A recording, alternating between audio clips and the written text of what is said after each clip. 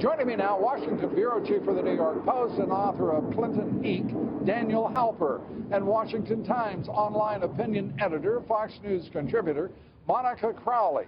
Monica, great to have you here. Let's start with a couple of things. This remarkable statement from Marco Rubio saying he will not discuss any issue that has been revealed by WikiLeaks because there is some suggestion that a foreign government was involved. Your reaction? Well, look, we are in the heat of a presidential campaign. WikiLeaks is releasing these things, and the disclosures. The entire country has them. The entire country has them. Whose side is he on here, okay? Let's not talk about the source of these WikiLeaks disclosures. Let's talk about the content of what we're learning from them. I think we should say this much about the source.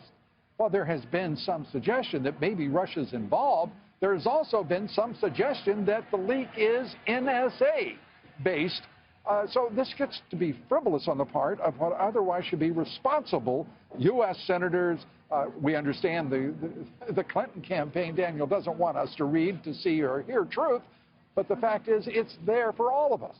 It is there. It's open, and you know, everybody in the world can access these documents, and people are reporting on them. So it does seem a little crazy not to acknowledge them. And, you know, look, even the Clinton campaign hasn't pushed back on a lot of this stuff, and they don't acknowledge that they're proper and that they're true, but they don't push back on it either as though it were false. No, and really, no one would expect, you know, if they denied it, no one would care because no one would believe them because we're looking at documents that are empirical and contained and independent of the campaign. And let's talk about what we've learned from them.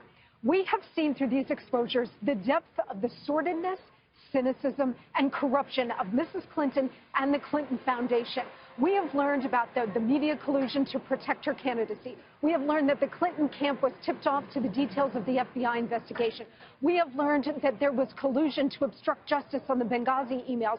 We learned that she knew Saudi Arabia and Qatar were funding ISIS, and at the same time the Clinton Foundation was taking tens of millions of dollars from those regimes.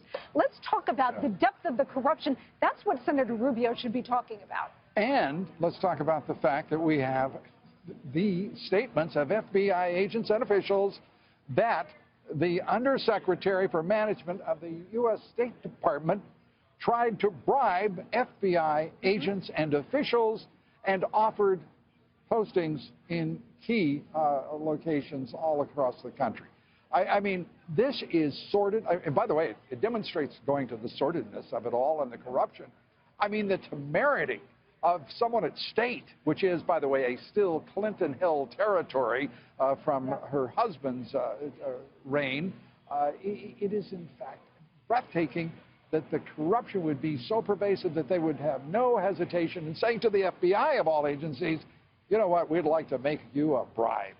And how do you feel about these terms? Right, which is, of course, insane and highly revelatory, and thanks to the FBI documents, we have them. I mean, I will defend Rubio to a certain degree. I think we should hold investigations into these leaked documents. Investigate the hell out of it. I don't care. These are a national security threat. But the public right to know, Daniel, is they're out there. Fundamental to our founding as a nation. It is fundamental to our health as a constitutional republic. Well, there are also two separate issues: how they're out there and how it can be prevented, and then the fact that they are out there and what's in them. And these are two separate issues. And I think Rubio's right to take it seriously and to try to prevent it from the future, because it does create national security risks going forward, without a doubt.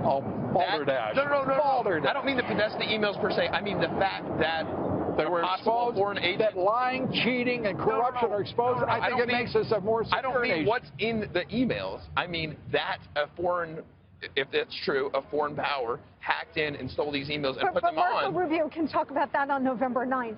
Agreed. Going into November 8th, they are two separate issues. Both, I think, are very important. And Daniel, I think he just took sides in this election is what I think.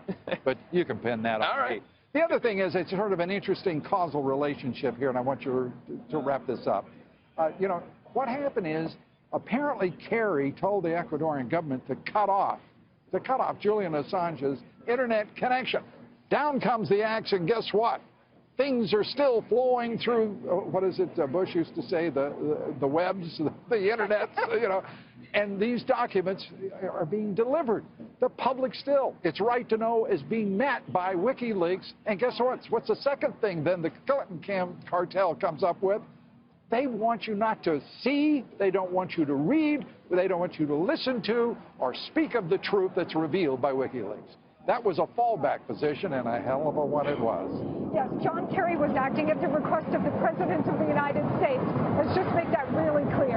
We got to go because we got to meet some passengers here at the airport. Monica Crowley, Daniel Halper, thank you both for being here.